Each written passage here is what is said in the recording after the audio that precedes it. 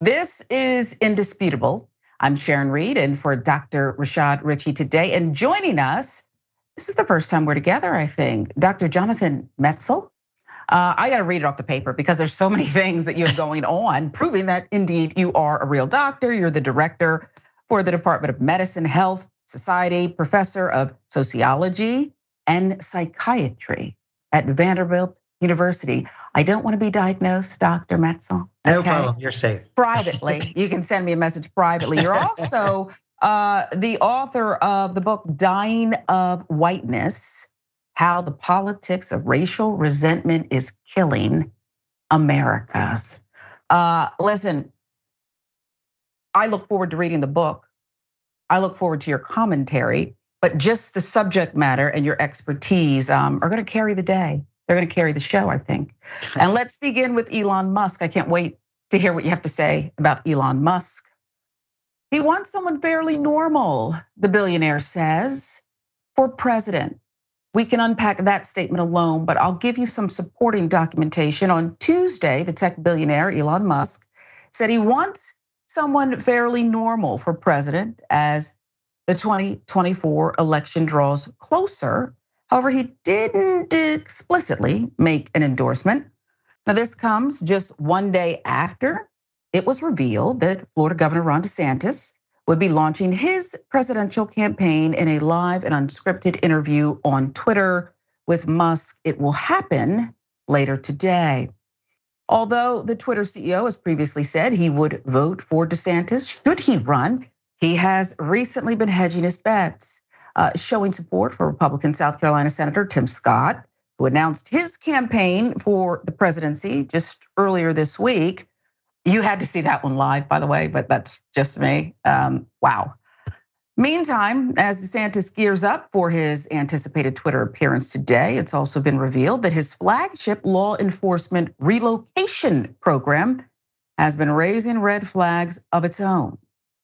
Numerous police officers lured to new jobs in Florida with cash from Governor Ron DeSantis' flagship law enforcement relocation program have histories of excessive violence or have been arrested for crimes including kidnapping and murder since signing up. A study of state documents has found DeSantis has spent more than $13.5 million to date on that recruitment bonus program, which he touted in 2021 as an incentive to officers in other states frustrated by COVID-19 vaccination mandates.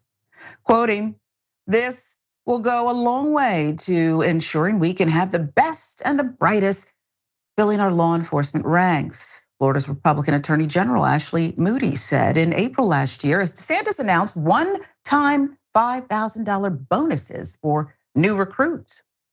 However, among the most 600 officers who moved to Florida and received that bonus or were recruited in state, they are a sizable number who either arrived with a range of complaints against them or have since accrued criminal charges. That from the online media outlet Daily Dot. Here are just a few examples of the kind of officers this program has apparently lured to the Sunshine State.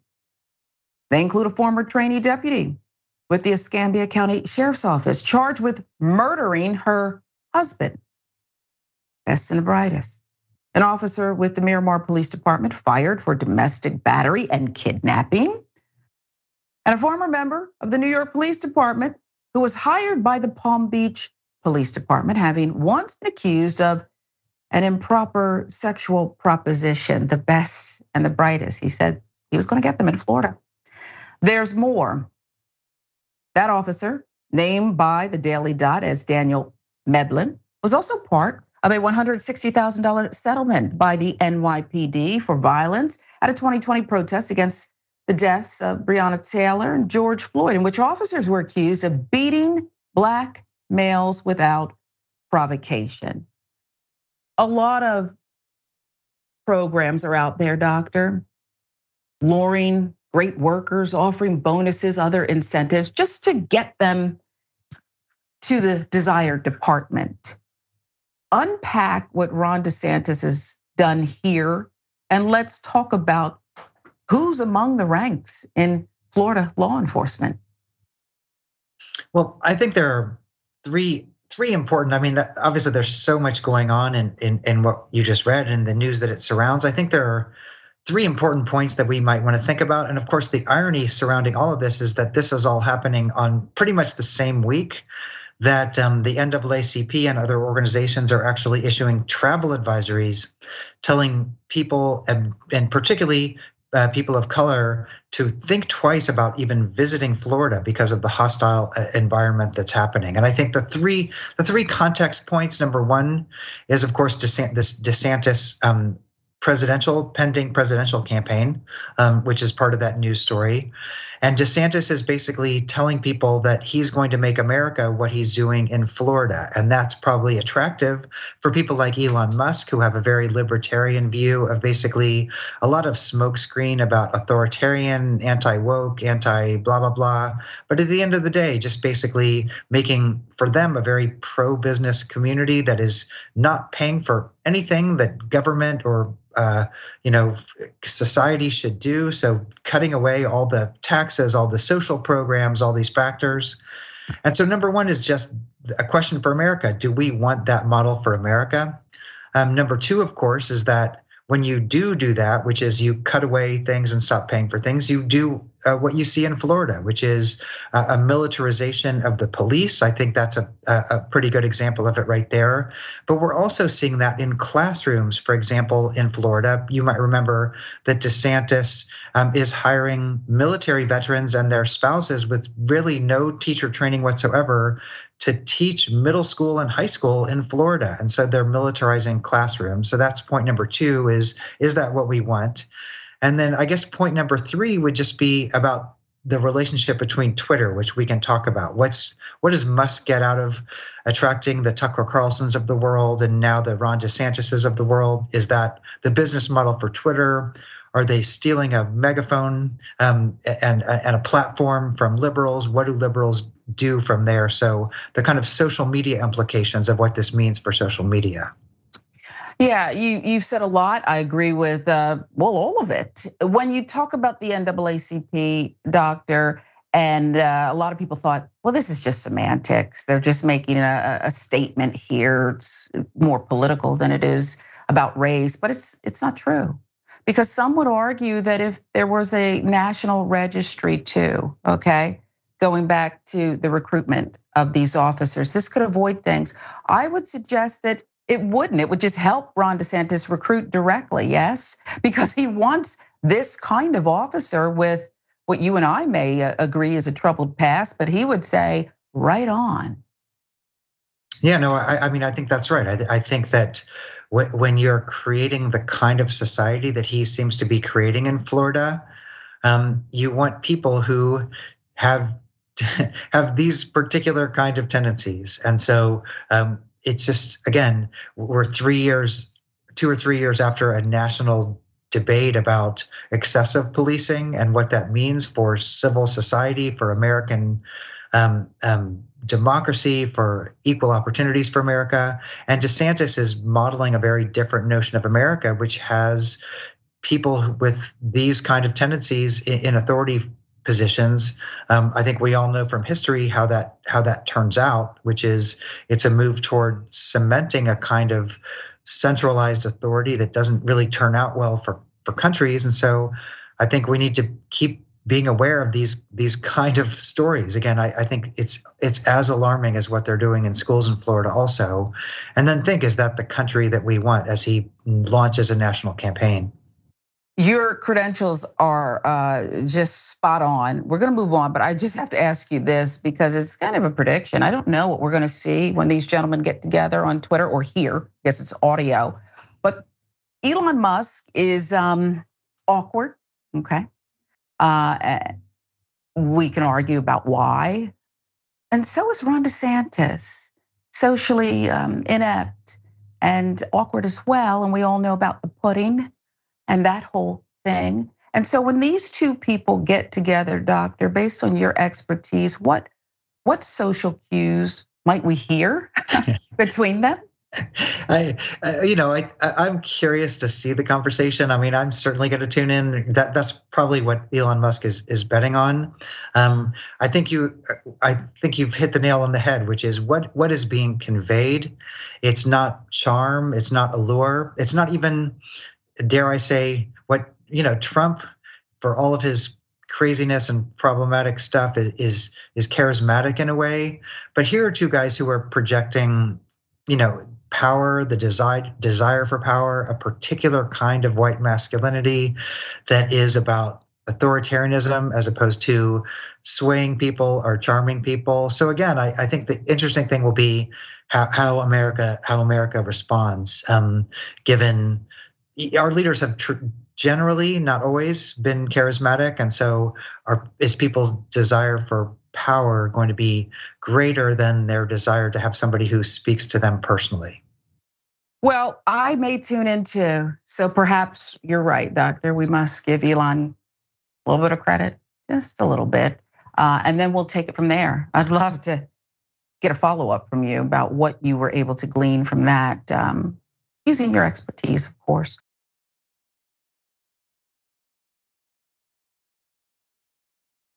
A Nazi admirer crashing near the White House with a U-Haul. What was going on here?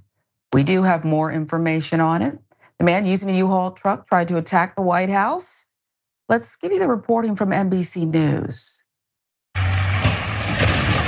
This morning, new details surrounding the 19-year-old suspect who police say intentionally crashed a U-Haul truck into barriers just a few hundred feet from the White House Monday night. Sai Varshith Kandula of Chesterfield, Missouri, has been federally charged with depredation of U.S. property. Secret Service and Park Police listing additional charges related to his arrest, including threatening to kill, kidnap, or inflict harm on a president, vice president, or a family member, as well as assault with a dangerous weapon, reckless driving, destruction of federal property, and trespassing. The charging documents saying the driver embraced Nazi ideology, detailing that Kandula had removed a Nazi flag from the truck after the crash, telling agents he bought the flag online, and saying, quote, Nazis have a great history, and describing Hitler as a, quote, strong leader. I heard this loud bang, and I looked behind, and there was this huge U-Haul truck just out of nowhere. According to the criminal complaint, Kandula told Secret Service agents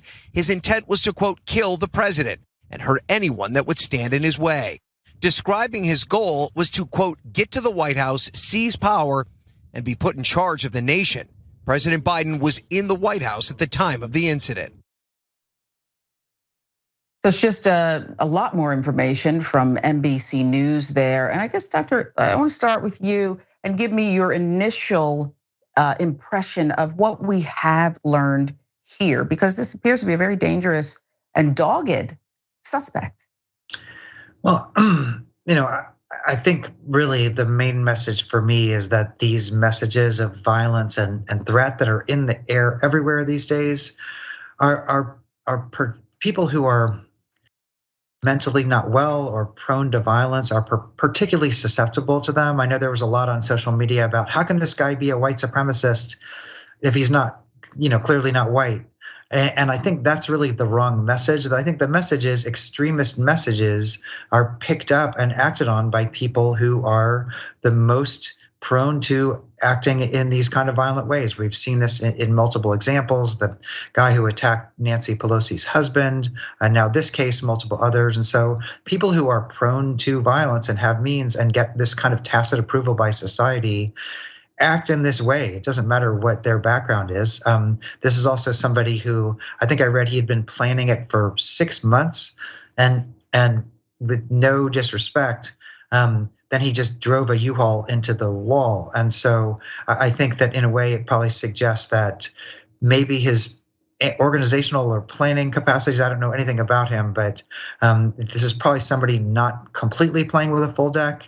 And so this idea of basically somebody probably imbalanced or, I don't know anything about him, but I would just say it suggests somebody who's not mentally well. And again, those are people who, given the means, the access, not just to trucks, but to firearms and other things that are so easy in our society right now, and overturning background checks and all the checks and balances we've had, I think that there's a lot of danger of this kind of extremist violence. And so thankfully, this one seems to have turned out okay, but it is, I think, a red flag for our society.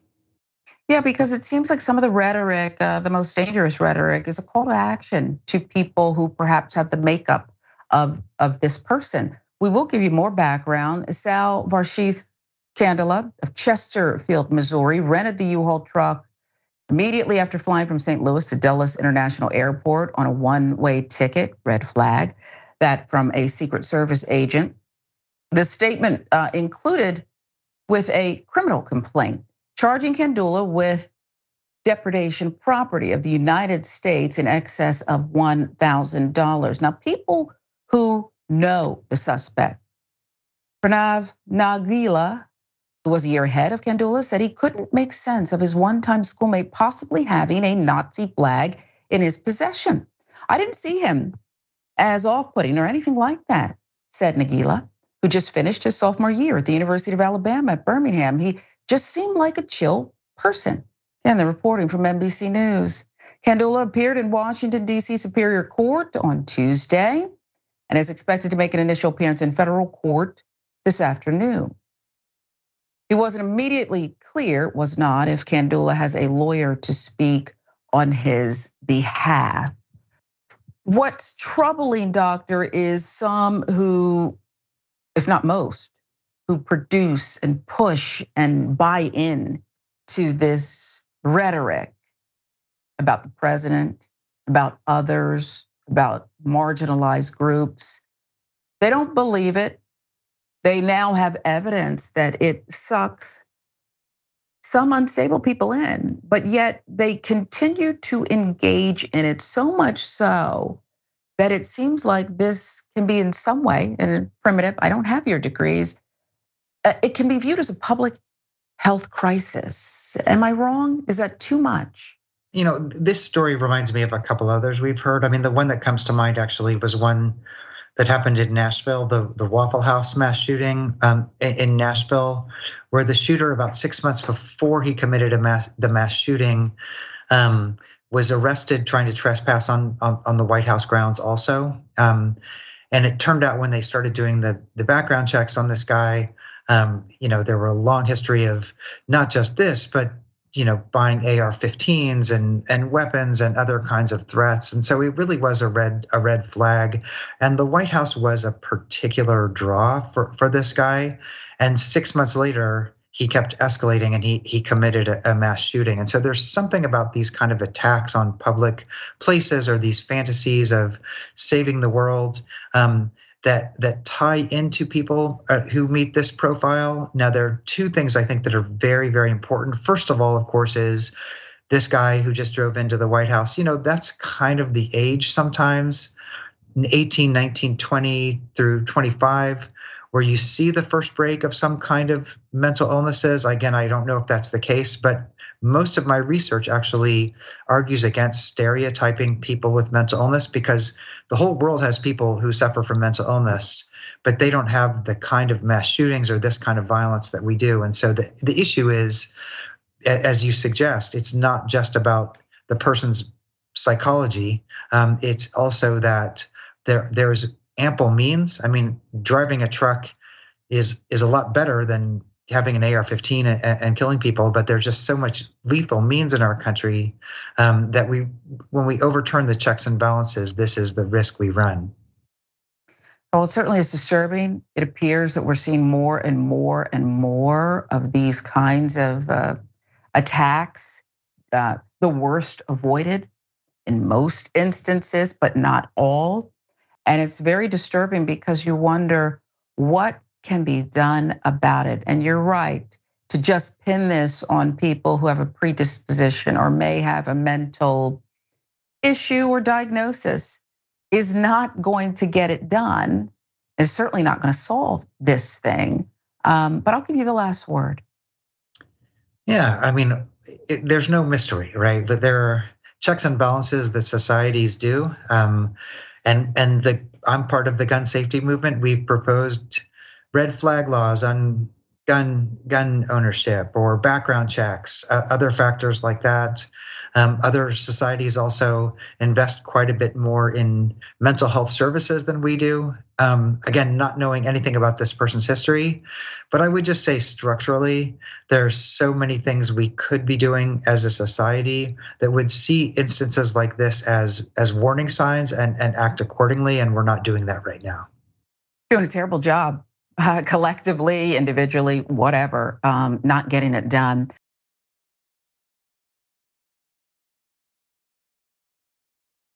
But we'll move on, doctor. I am old enough that I like who I like. And if I don't like someone, I just don't like them, okay? She, E. Jean Carroll, would normally be someone I would say, I don't necessarily want to be friends with someone who just won't let it go. They go on and on and on. Dog with a bone, won't drop it. But in this case, I love her. I love her because she won't shut up about it. And here she is again. E. Jean Carroll suing Trump again over those CNN comments. I think his lawyer probably behind his back said, that was dumb. We warned you not to do this. After Trump was found liable earlier this month, I believe it was on the same day, for defamation and sexual abuse to E. Jean Carroll, which a jury ordered him to pay $5 million in damages. Carroll asked a court to amend her initial case to seek additional damages after he repeated his denials during that CNN town hall. Days later. Here's a reminder of some of the things Trump said during the town hall. Listen. This woman, I don't know her. I never met her. I have no idea who she is. I had a picture taken years ago with her and her husband, nice guy, John Johnson. He was a newscaster, very nice man. She called him an ape. Happens to be African American. Called him an ape. The judge wouldn't allow us to put that in. Her dog or her cat was named Vagina. The judge wouldn't allow to put that in. All of these things, but with her, they could put in anything. Access, Hollywood. This was a jury of 9 people who found you liable of sexual abuse. Do you think that will deter women from voting for you? No, I don't think so, because I think the whole thing, just so you understand, ready? I never met this woman. I never saw this woman. This woman said, I met her at the front door of Bergdorf Goodman, which I rarely go into other than for a couple of charities. I met her in the front door. She was about 60 years old then. This is like 22, 23 years ago. I met her in the front door of Bergdorf Goodman. I was immediately attracted to her, and she was immediately attracted to me. And we had this great chemistry. We're walking into a crowded department store. We had this great chemistry, and a few minutes later, we end up in a room, a dressing room of Bergdorf Goodman, right near the cash register. And then she found out there were locks on the door, so she said, I found one that was open. She found one. She learned this at trial. She found one that was open. What kind of a woman meets somebody and brings them up, and within minutes, you're playing hanky-panky in a dressing room, okay? I don't know if she was married then or not. John Johnson, I feel sorry for you, John Johnson. Mr. President. That was a lot, and I want to get the doctors. He's not treated the former president, but I'm sure he has something to say. But first, I want to give you more about Donald Trump and how he responded to this new development on Truth Social. I don't know E. Jean Carroll. I never met her or touched her except on a celebrity line with her African American husband, who she disgustingly called the ape. Trump posted. I wouldn't want to know or touch her. I never abused her or raped her or took her to a dressing room 25 years ago in a crowded department store where the doors are locked. She has no idea when or did anything else to her except deny her fake, made-up story that she wrote in a book. It never happened, is a total scam, unfair trial. He continued on his rant online saying this. The Carroll case is part of the Democrats' playbook to tarnish my name and person, much like the now fully debunked Russia hoax. 51 intelligence agents, FBI, Twitter files, and so much more, Trump posted. It is being funded and tried by Democrat operatives, although this was denied by them. When they got caught in the lie, the Clinton-appointed judge would not let us use it in trial. Time will prove him to be a highly partisan and very unfair. Where's the dress she said she had? And there's more info on the suit. Carroll's new lawsuit contends that Trump's comments show the depth of his malice toward Carroll, since it is hard to imagine defamatory conduct that could possibly be more motivated by hatred, ill will, or spite. Trump's lawyer filed a notice of appeal after losing the trial. The legal battle, if anyone needs a reminder, stems from an incident at a Bergdorf Goodman's department store in the mid-1990s in which Carroll claimed Trump forced himself on her in a dressing room. A jury agreed. So, doctor, several things stand out to me when Donald Trump goes on his rants that I need insight from you about. The gaslighting, the deflecting, talking about what the woman supposedly did, much of it not true, much of it unproven, yet he repeats it over and over again, even all caps or shouting. And I wonder what you make of that, because I may know other people who behave in this manner. Yeah, I mean, just to be clear, from a professional perspective, I never talk diagnostically about people I haven't encountered personally. But I would say that the audacity of what we've just seen is a strategy from a political perspective. That it's just ironic that in the very same set of days where there was a trial and Trump was found liable of exactly what he was doing, he then doubled down and repeated the exact same thing that he was convicted of. As you say, a jury heard the case. Trump had a chance to make the argument in the trial that he made on television, on Truth Social, and then has been repeated everywhere, including we just did it here. And so why would he do that? Why would he double down on the thing that he was just literally found guilty of? And what kind of work does that do? It seems like he, of course, gets a lot of mileage out of suggesting that he's a victim of the system. He's got a history of playing to a kind of misogyny trope, that he's a victim of women who just want his stuff. And I guess just the subversion of the system is something that I guess he's calculating appeals to people who support him. And so again, it's just a question of what kind of society are we? Do we want to be the kind of society where these kind of matters are litigated in a court by a jury? Or are we going to be this kind of society where these matters are litigated on CNN and then replayed again and again, and then let him speak this? And so there's really an important question of kind of gender and politics and power that are happening here. I know that Carroll has now refiled, I think, a suit because, again, Trump literally did the thing that he was just convicted of. So it'll be important to see this play out. But for me, the most disturbing part, I mean, Trump is pretty predictable by this point, but the audience laughing about it, I just find really, really troubling, because it just has such horrible implications for kind of what this means. Yeah, and I want to dial in on that when you talk about the audience and the greater audience at home, who perhaps certainly there were some at home who were also laughing and cheering, and I wonder what that rooting, that leaving what would be for most people normal sensibilities behind just to pick a side does to us as a greater society, because I felt trauma.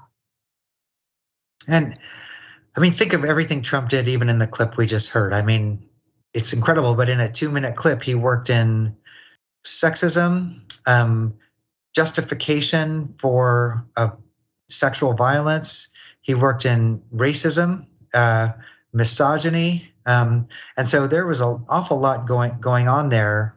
I think I've interviewed a lot of Trump supporters, and for them, the allure of Trump from the beginning was this guy who was flouting every standard and just putting it all out there and saying what people think, or not bucking the system. And so it plays into Trump's shtick, which seems to be getting worse, right? This is more extreme. And so again, I think the question for us as a country is that the kind of person you want running the whole country again? I really think that it's not just any person who's doing this right now. It's somebody who has a nothing chance of being the next president. And so I really do think that that's the question is, do you want this person with the keys to the castle and the nuclear codes again? And I think there's some real hard questions there. Yeah, because I think a lot of people perhaps don't realize that this is just one night on CNN, but we're going to be in store for a lot more as things gear up in the primary. Republican side for now, just they'll be duking it out, and then the general election. Interesting stuff, much more indisputable when we come right back.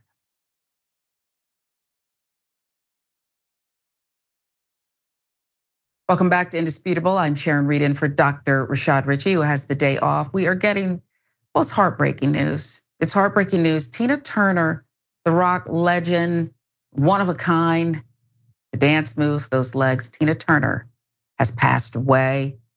She's one of rock's greatest vocalists, most charismatic performers, of course, that signature style. She was 83. Her spokesperson is confirming the news that Tina Turner has died. Here's the statement. Tina Turner, the queen of rock and roll, has died peacefully today at the age of 83 after a long illness in her home near Zurich, Switzerland. With her, the world loses a music legend and a role model.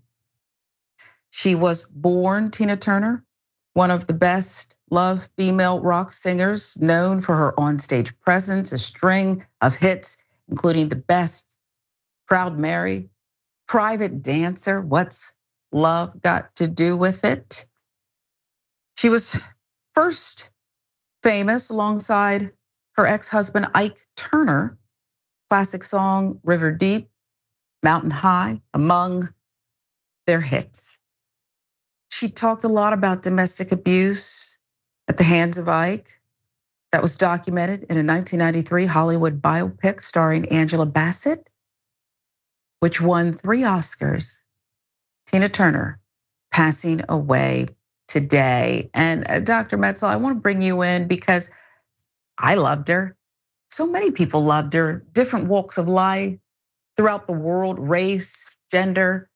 It's like she had an anthem for everyone.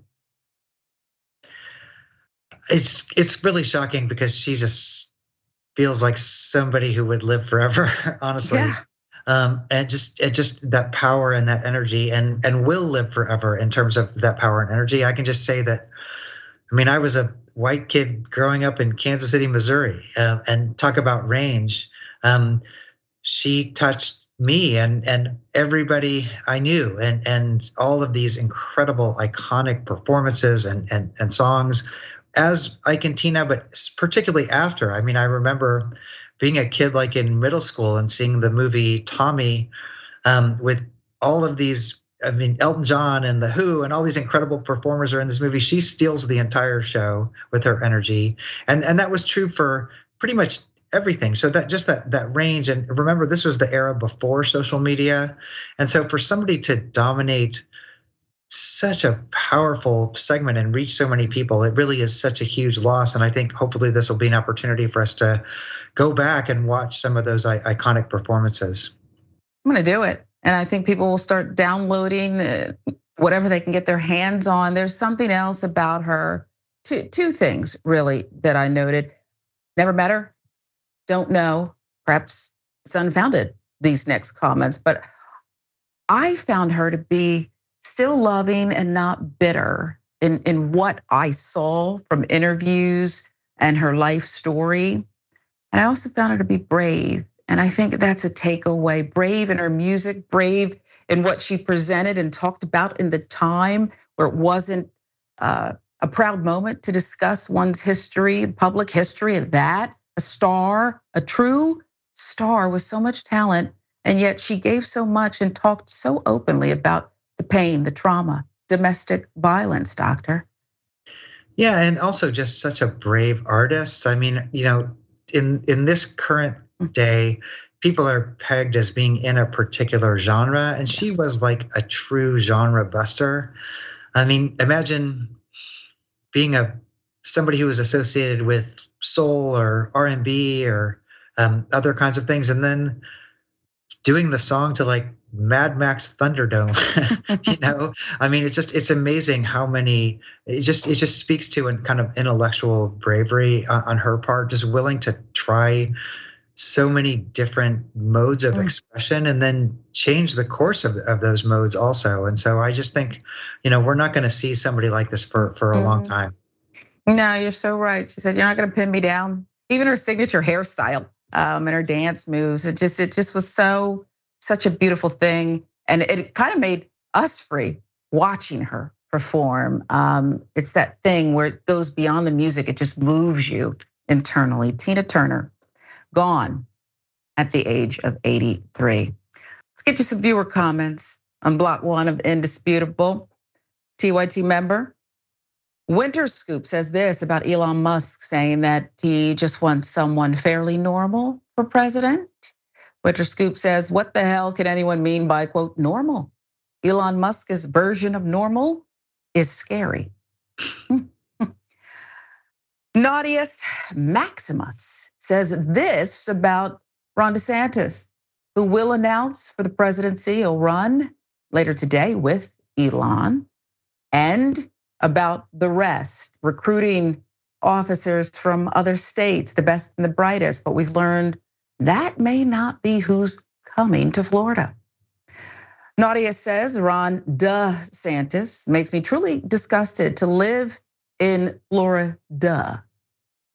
YouTube member G. Martinez Mack, also about the Elon Musk comment about someone fairly normal. So he's recruiting bullies like himself and recruiting hostile officers to reflect his personality. Great. Speaking of Ron DeSantis.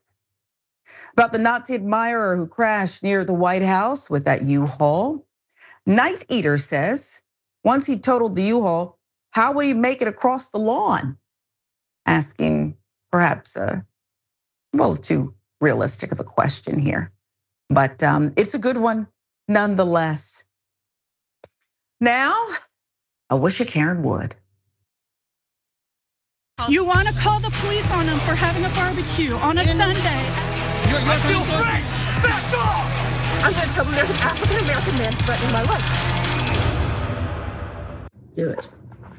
All right, sir, so this man does not have a work order. We're here for this woman. Shut up. So there's nothing we can do for her. There's nothing we can do for I her. have a request in to dispatch right now. I just haven't gotten back yet. All right, well, until the work order gets put on my tech, he's not. No, there's not going to be a work order for me. There will be. No, there's not. We don't do stuff for free, ma'am. Screw you, okay? You can. No. Well, here you go. No. Here you go. All right, Chad. Until we have a work order, we don't do stuff for free. We will not be helping this customer. There Chad.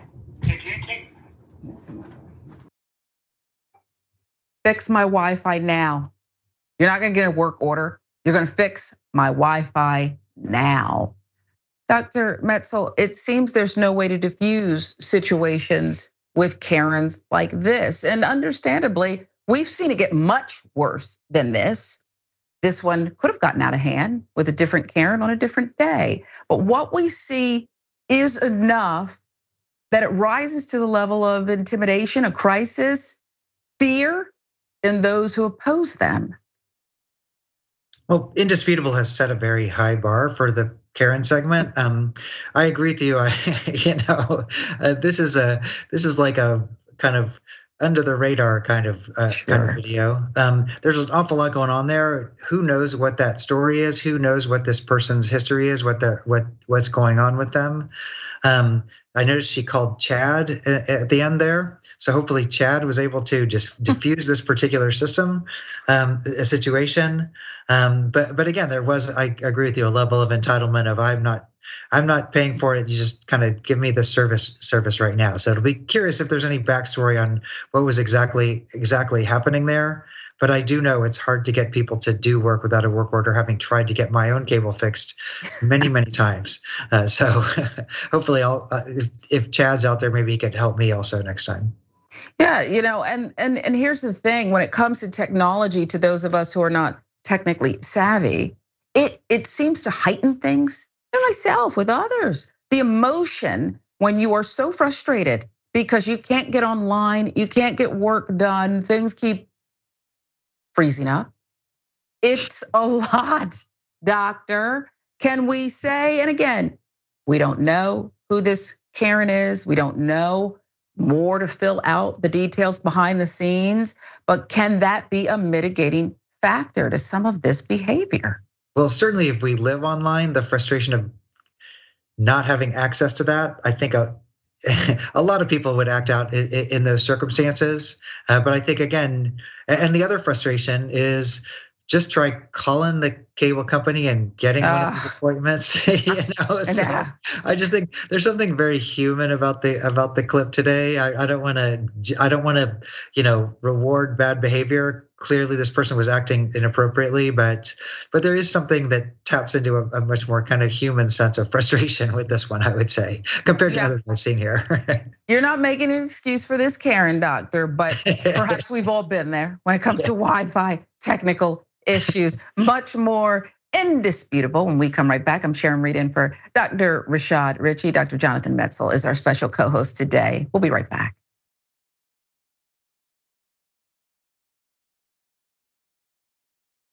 Welcome back to Indisputable. I'm Sharon Reed in for Dr. Rashad Ritchie. Our co-host today, the extraordinary Dr. Jonathan Metzl, who we just, we love your expertise. Doctor, tell us the name of your book again. I think I botched it at the top of the show. That's okay. My book is called Dying of Whiteness: How the Politics of Racial Resentment is Killing America's Heartland.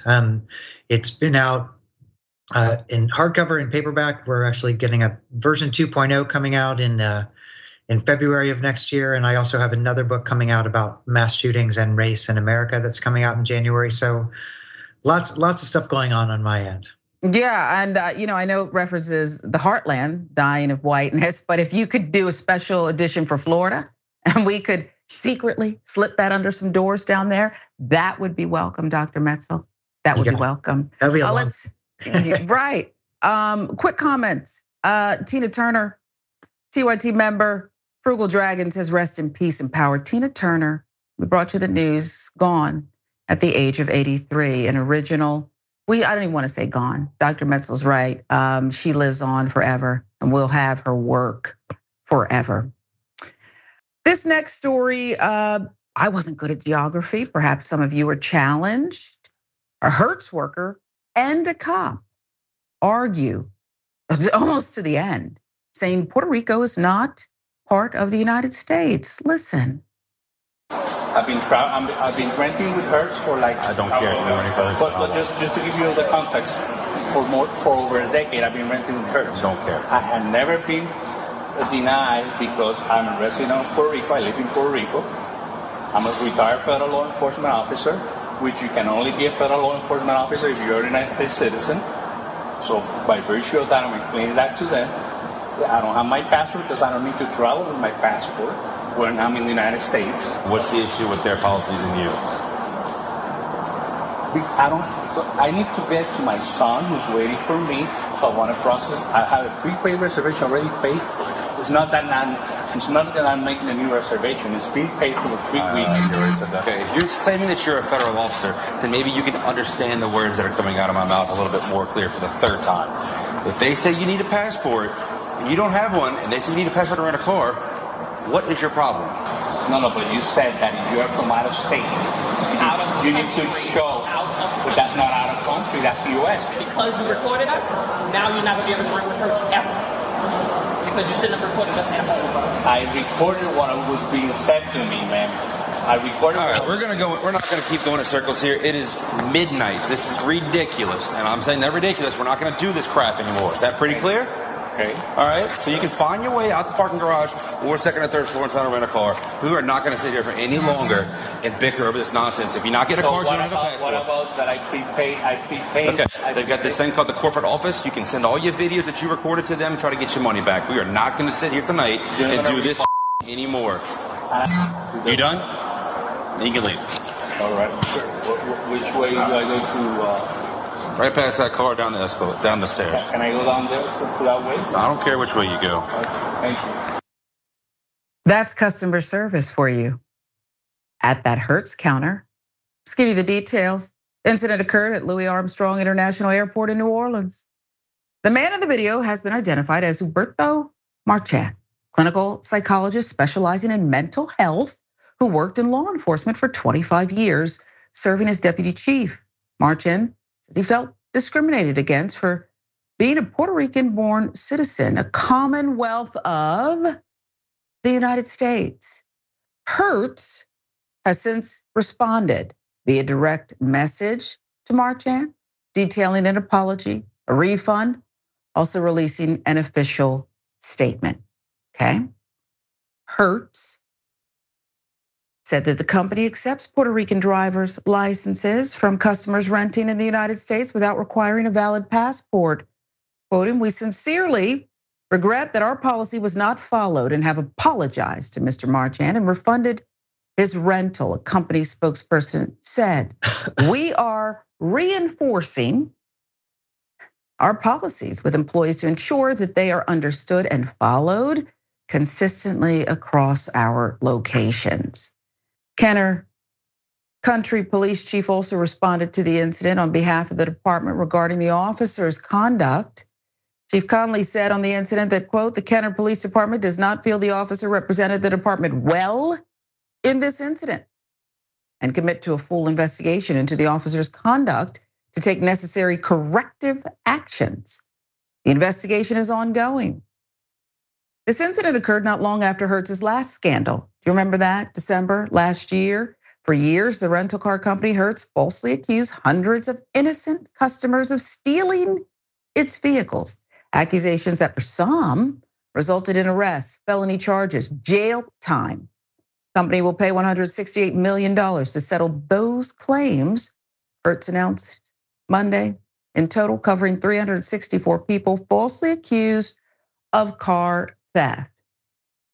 Dr. Metzl, anybody can be wrong, even about things that perhaps other people would say is obvious. But it's that they were so vigorous and rude, the officer, in their denials to this customer, so ignorant, okay, but so forceful and so rude. Don't just give him a refund. I mean, give this guy a new car. You know, this guy deserves a car for. And don't report it stolen. Yeah, I mean, that was, you could just feel the frustration. This was gaslighting to the nth degree. This guy was tried to made to feel like he was the crazy one. People heard his accent. They heard what he sounded like, and they immediately jumped to a series of conclusions. His calm demeanor in this video was, I thought, remarkable. Like, it was actually remarkable. Like, who wouldn't just start yelling and throwing things? And it was just so frustrating to hear him calmly try to explain a fact, and that fact being that Puerto Rico is part of the US. And as being part of the US, you pay taxes and you supposedly get certain kind of benefits, like being treated to rights and privileges, and having the government help pay when you get hit with natural disasters, and not having the president come and just throw paper towels at you and things like that. And so it's not like we have upheld our end of the bargain all that well. And so this guy, he was remarkable, actually. I thought it was pretty remarkable, but it does suggest this much bigger common misperception, just not only about what the US is, education about what the US is, but also the assumptions people jump to when they hear somebody speaking with an accent. It's probably just me, doctor, but those assumptions seem a lot louder. They seem a lot louder in these times. And it broke my heart when he mentioned going to meet his son, because I instantly had a vision of, what if a family member was right next to him? What if a son was right next to him? The humiliation, degrading of this human being who'd done nothing wrong. It was too much.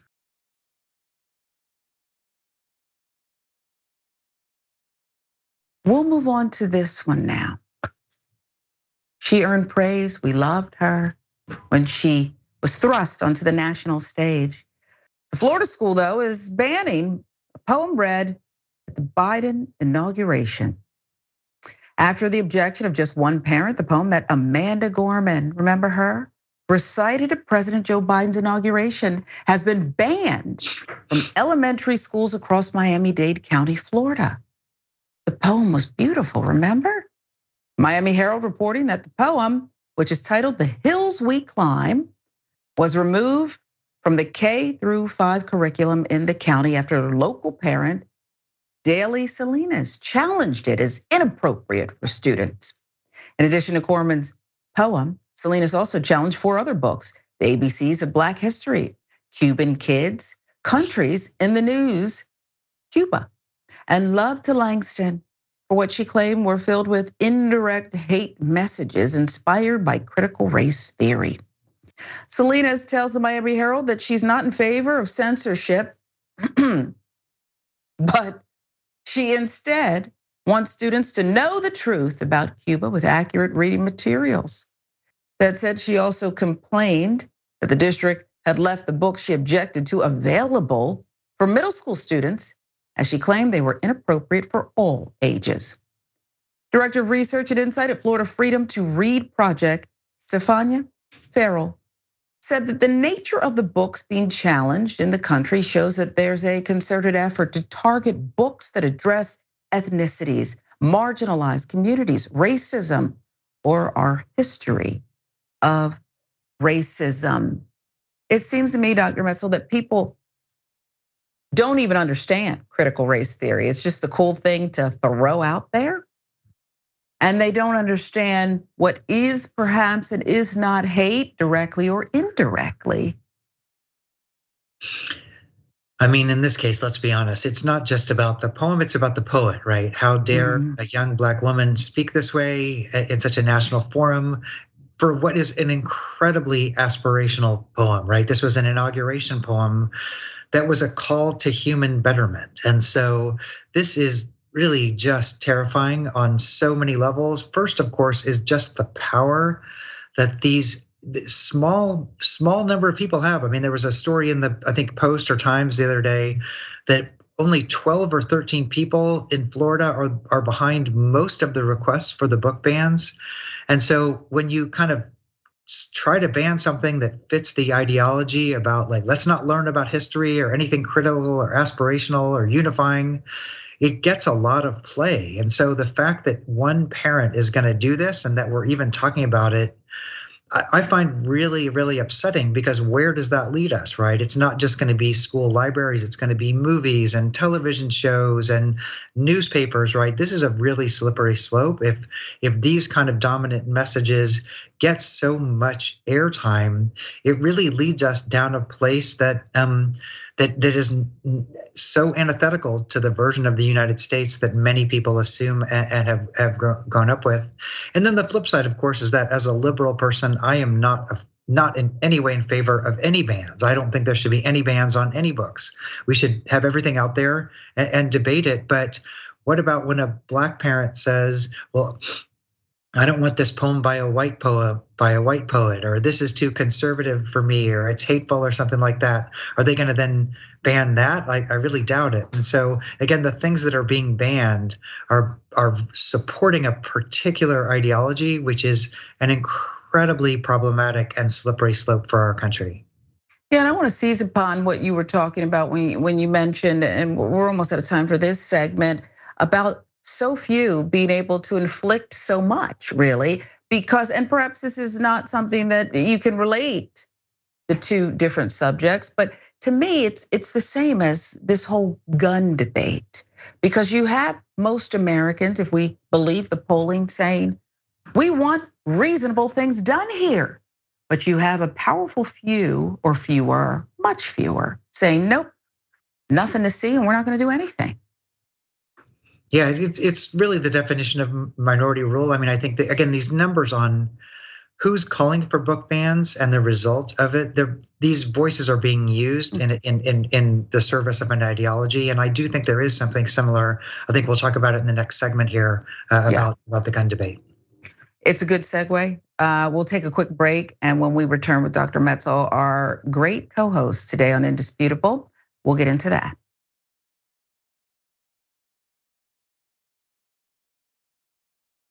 Welcome back to Indisputable. I'm Sharon Reed in for Dr. Rashad Ritchie, who has the day off. Let's get you some quick comments here. TYT member Lynn has this to say about that Hertz worker and the cop who really dismissed, very disgustingly, the customer, saying Puerto Rico's not a part of the US, refusing service without a passport, and knew they were right. They weren't.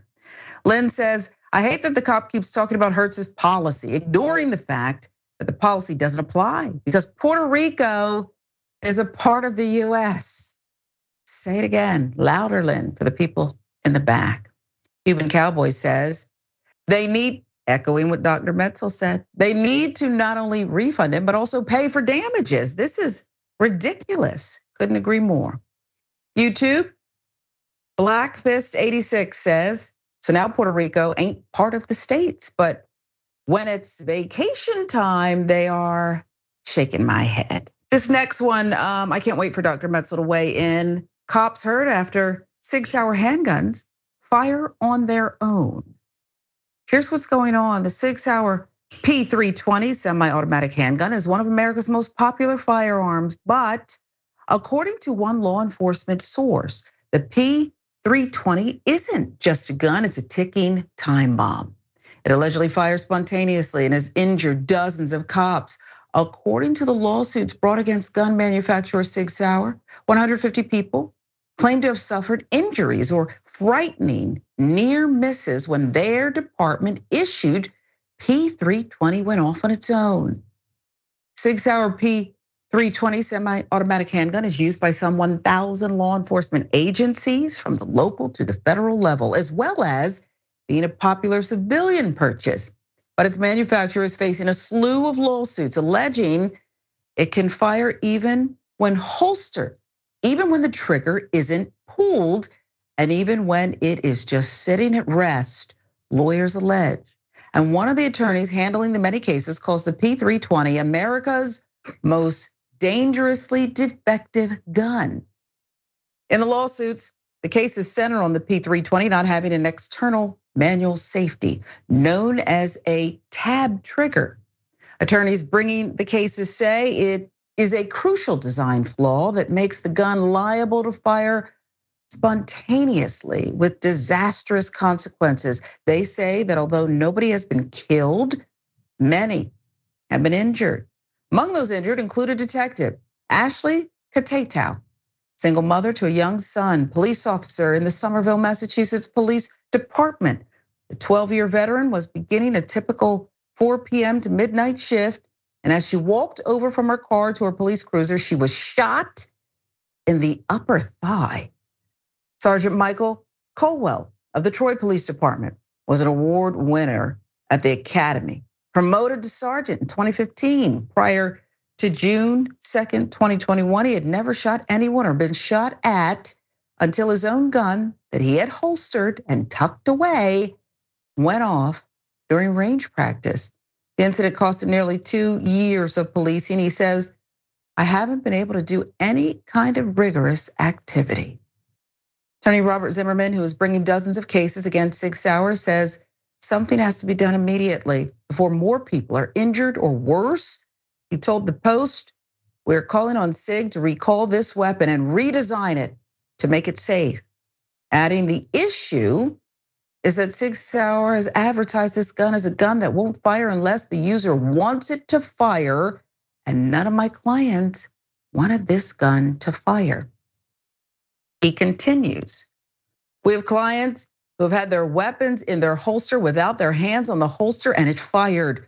We've had individuals who have had their guns in their holster and touched the back of the gun either to retrieve the weapon or to put it back in the holster and it fired. Zimmerman said the P320 is unique in that Sig Sauer is the only manufacturer making this type of gun without an external manual safety. This, doctor, sounds like a disaster already. And if this attorney's to be believed, these cases, so many of them, there is so much more danger to come. And there seems little chance that this gun manufacturer is going to recall this weapon or be forced to do so. I'm glad this is getting attention. It's a story I've been hearing for a while. A lot of people own this handgun. It's as used by cops. People own them privately.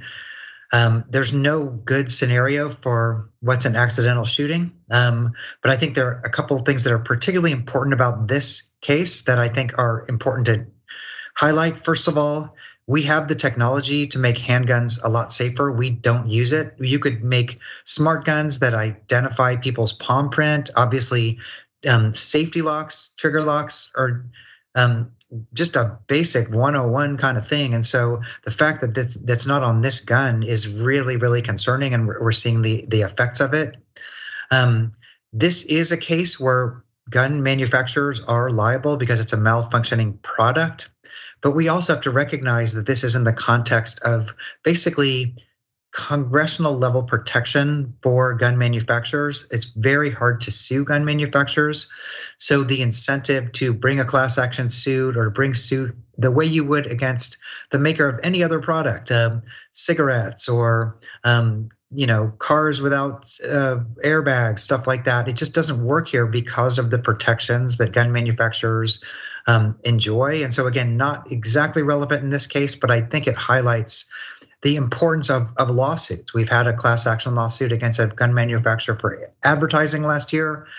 But this again just shows the ridiculousness of shielding this whole industry from liability. And then I guess the third part is just, we talk a lot about mass shootings, but there are many other kinds of gun death in this country and gun injury. And accidental shootings, usually we think it's like a kid picks up a gun, but also the gun can just go off on its own, or when somebody drops it in the grocery store or something like that. So accidental shootings are a real problem, and often it's kids that get shot. And so we need to also focus a lot more on accidental shootings as a category, even though it doesn't get the headlines that mass shootings do. Yeah, and we wanted to do this story, Doctor, because there's been some reporting, but you've been hearing about it, but you're in this arena, so to speak. I've not heard much about it. And that's what makes it even scarier, okay? That this is this quiet thing out there, because not just law enforcement agencies, 1,000 I think our reporting said, are using this service weapon, but others. It's popular with so many customers. We'll keep following the story.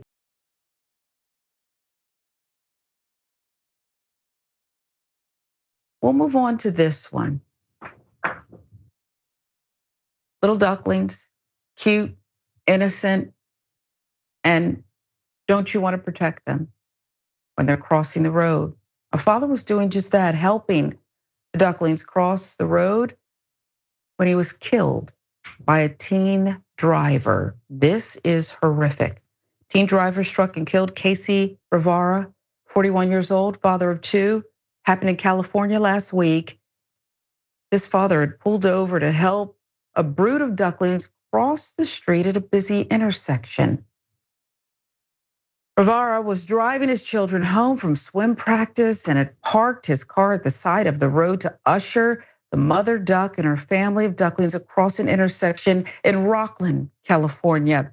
He was hit and killed by a 17-year-old female driver as his helpless children aged 11 and 6 watched from the car. Actual screenshot there. A Placer County Sheriff's Office spokesperson telling NBC News the unarmed driver was cooperating and that it was unlikely she'd be charged over the death. Stefano Formica, a lawyer for Bond Legal, telling the legal advocate that Casey's family may be entitled to a wrongful death claim. It is almost always a driver's duty to yield to any pedestrian, she explained. This is heartbreaking. In a statement, his widow, Angel Chow, said, "We have been deeply touched by the overwhelming love and support we've received for Casey Rivera and our family in these past few days. We want to express our heartfelt gratitude to all of you for the kind messages and gestures of kindness. It's truly humbling to hear how Casey has positively impacted your lives, and we're extremely grateful for that. The family, the GoFundMe, so far, it has raised more than $120,000 in donations. It's heartbreaking to see these pictures. It is just heartbreaking.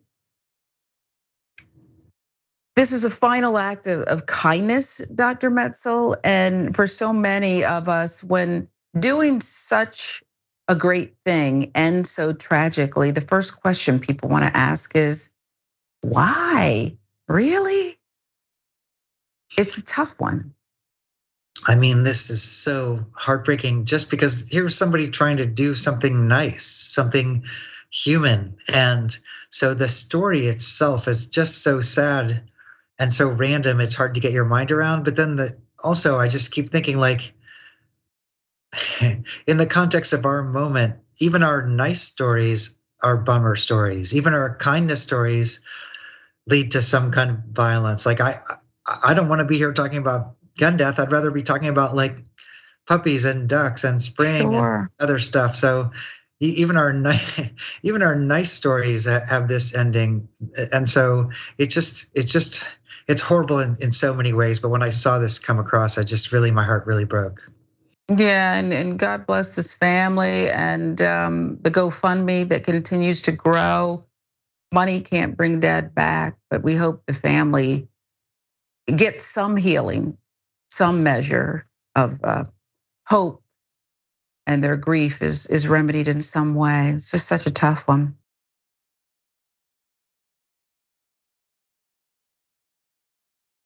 Tyrese Gibson, talented actor, incredible singer, on the A-list. And let's hope he has A-list money. He indicates he does, because the superstar has been ordered to pay $636,000, so much of it in child support. Here's what's going on inside a Georgia courtroom. Last month, the singer, Fast and Furious actor Tyrese Gibson was ordered to pay nearly $650,000 as a result of a tumultuous court battle with his ex-wife.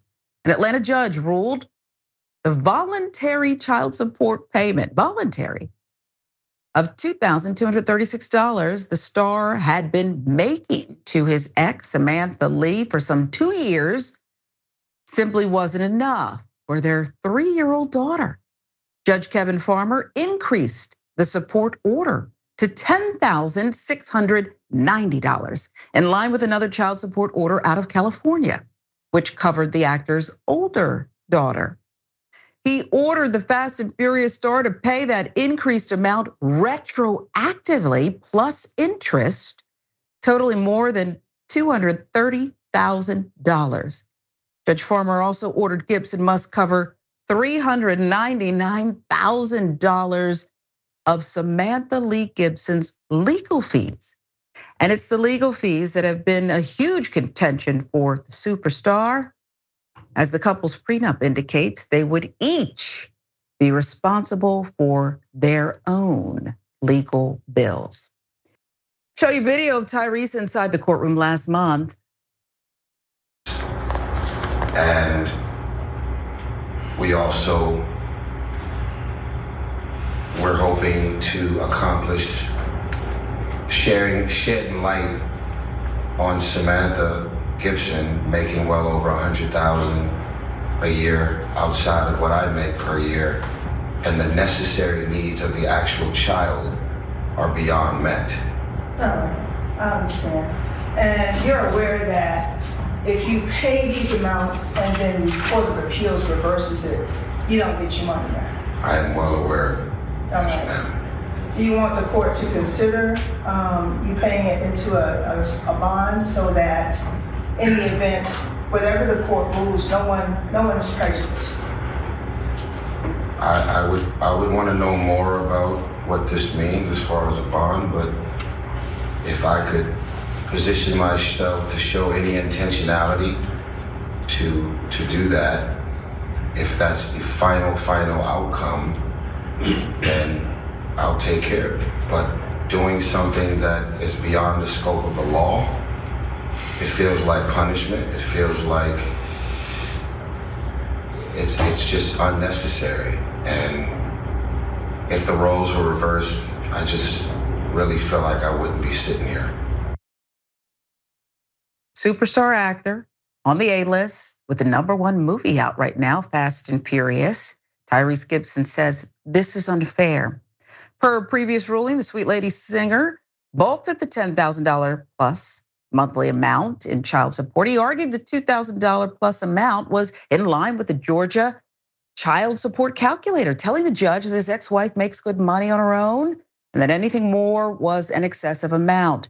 Yesterday, in front of the same judge, Gibson's attorney, Tanya Mitchell Graham, detailed the errors in the previous ruling. Graham is no stranger to celebrity clients. She scored wins for superstars Ludacris, Usher, others. But Judge Farmer held firm. His previous decision stands. Attorney Graham says they plan to appeal as soon as the judge's order has been submitted. They've already filed a motion for a new trial.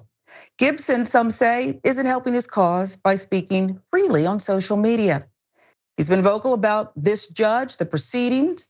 His complaints include that the judge is racist and that the judge referred to his ex-wife as a bitch in chambers. The star also posted screenshots of a separate message he says he received from an anonymous person who claimed similar behavior by this judge. Gibson also said that he and his lawyers tried to get a new judge citing abuse of power and that supporters of his were turned away from standing outside the courtroom and praying with him. The Stay singer also expressed his displeasure that limited press were allowed inside the courtroom while the proceedings were taking place and alleged the Fulton County judge had a history of ruling against fathers. There are legal issues here that seem clear, the prenup doctor, the rest. But what about Tyrese Gibson, superstar from humble beginnings, who says this judge is racist and I'm not getting a fair shake as a black man in this courtroom?